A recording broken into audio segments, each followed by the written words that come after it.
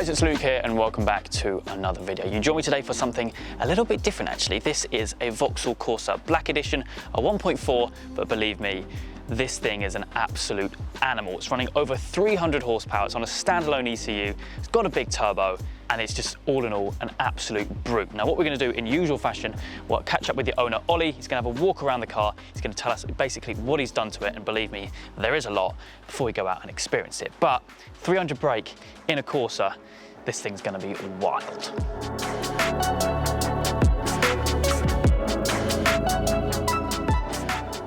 Okay, so we're now joined with Ollie, the owner of the car. Thank you very much for coming down today. Thanks for having me. And opening my eyes to this little thing. It's a little beast, isn't it, really? Yeah, it's crazy. Yeah, I mean, you bought it stock, I presume? Completely stock. Nothing done to it, not even wind deflectors, completely stock. So you have done a lot then, you've been busy.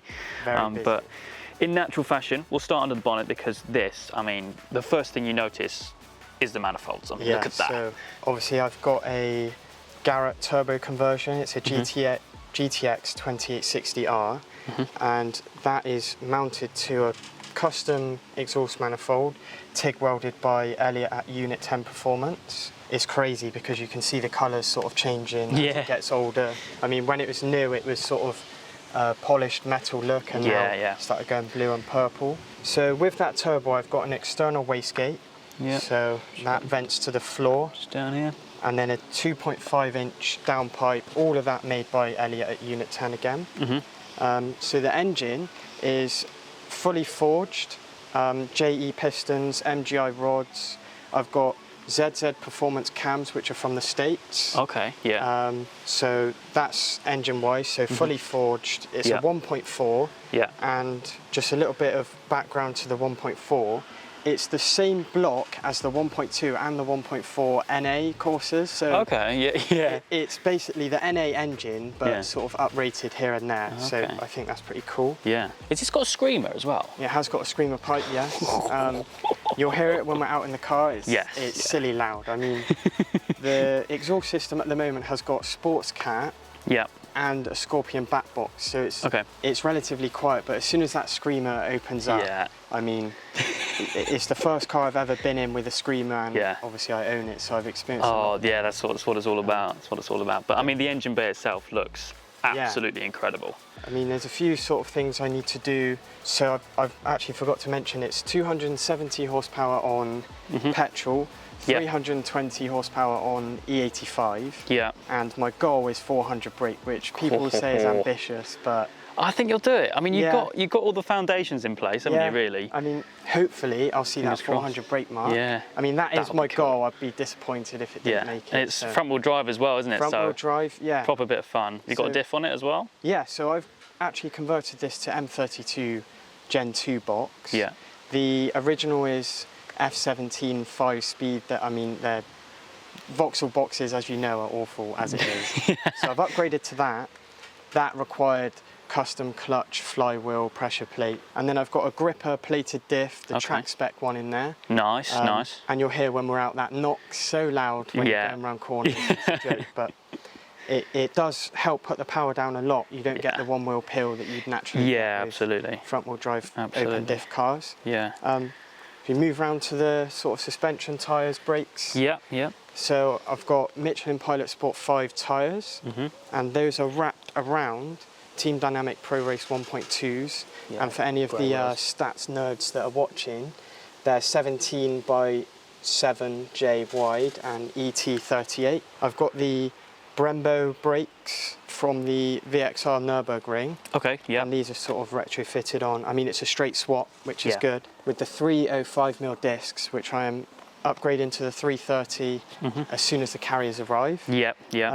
And then I've got Bilstein B14 coilovers all round. Nice. It might be hard to see, but I've also got DNA lower control arms, DNA drop links and front anti-roll bar, and that is the full front of the suspension setup. So, nice. All the usual bits and bobs like that. Yeah, and then the rear bumper actually it's a VXR rear bumper sprayed to the Z22C colour, which is carbon flash on these cars. It's not actually black, but it's got the left exit diffuser, which you don't often see because they're quite hard to get hold of. I managed to grab one off someone I knew with the same car as me, and I just think that sort of really makes the back end look a bit more sporty. Yeah, absolutely. It just sort of makes it stand out. It's a cool little car. Yeah, I really like it actually. It is still a Corsa, I understand that. It's not gonna. It's no Evo. It's no Ferrari. It's nothing crazy. But still, I mean, the work which has gone into it, you can't help but admire it personally. If you don't want to admire the car, at least admire the work, because it's been hard to get it to where it is I can imagine. Well, it puts a smile on your face, and that's the main thing. Put a smile on your face. Yeah, I can't wait. I can't wait. Well, I'll tell you what, there is some bits to do with the interior which you've done, but we'll leave that till we're out in the car. Yeah. And if that's pretty much everything outside, I think we should hop in everything. and go out for a spin. Perfect. Let's do it.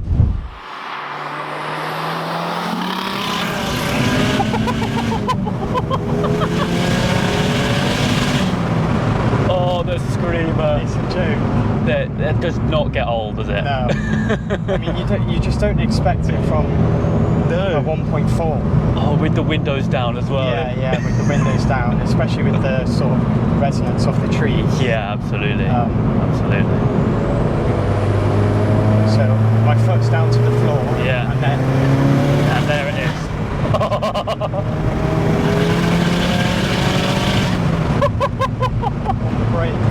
Yeah, when it's on boost, it goes. Yeah. For a Corsa, it handles relatively well. I mean, for the whole thing for a Corsa, it's insane. Yeah. It's quite firm. I mean, the seats hug you in. The harnesses keep you sort of put. Yeah, that's true. Actually, we haven't spoken about the interior because obviously a lot's been done in here. Track card, door cards, LMP steering wheel, little narrow. Yeah. 330mm steering wheel.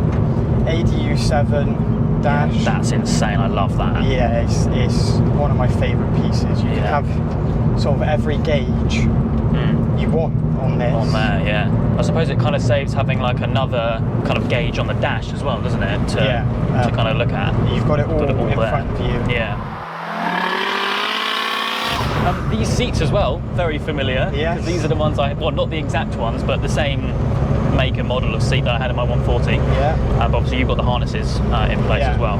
I'm estimating, don't sort of quote me on this, but I reckon it's under a ton.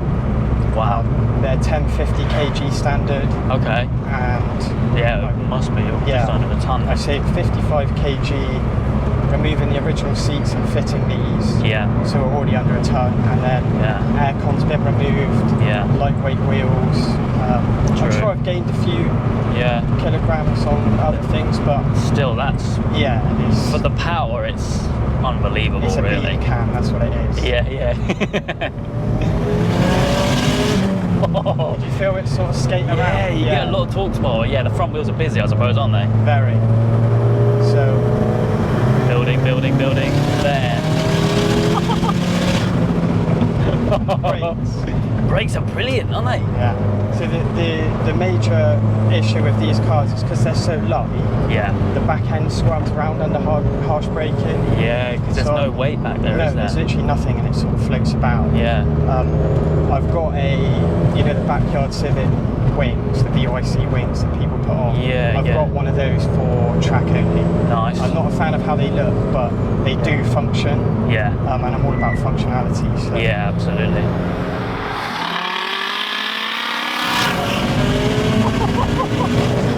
That is nuts. Yeah. That is absolutely nuts. What's it rev up to? 7,000, isn't it? 7,200. Wow. You built a machine, mate. You've built an absolute machine. You've got to sort of pick and choose what bit of the road you're on, because when it squirms about, especially in this weather, we've got sort of damp-ish roads, it does squirm about. Goes around everywhere, doesn't it? It's best to sort of stick to where you've got room. You've got to hold on though, haven't you? Yeah, I mean, I can hold on as much as I want, but when it wants to pull left and right, I can't do anything. Yeah.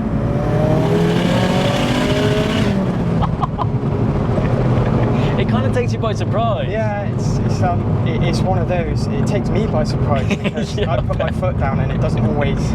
Sometimes I have got to wait. Yeah. I'll do a demonstration for you on like sort of the lag, because I know behind the video you can't see what my feet are doing. Yeah, that's true. It's hard to tell, so I'll give you sort of like a demonstration. So second gear, yeah. if I go down to sort of 2,500, right? Yeah. Plant my foot's in the floor. Foot to the floor. There you go. But when it lights up, do you know, there's something quite cool about lag though. Yeah, like, I think it's cool. People think it's bad to have a laggy turbo or something, but it kind of keeps you on your toes, I think. Oh, like, 100%. Completely different kind of region, but F40 Ferrari, right? Yeah. Laggiest turbos ever. When they light up, you're a passenger.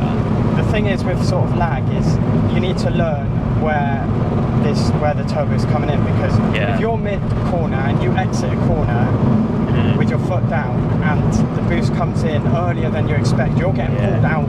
Yeah, that's true out actually. That corner. Yeah. You've sort of got to predict where you're going to be. But mate, to be honest, like it is absolutely insane. Like the amount of work which has gone into this, like inside and out. Like it's nuts. It's absolutely nuts. It's definitely been a journey. Yeah, that's for sure. And I plan to keep going with it. Yeah, absolutely. Yeah. Or maybe once you're at the next stage, maybe in a year or two, we could get it back on the channel and see where we're at. 100%. Get it out on track or something like that. Yeah. I think that's where this thing will be at home. Castle Coombe is my local track, so yeah, brilliant track. It's one of the fastest tracks as well.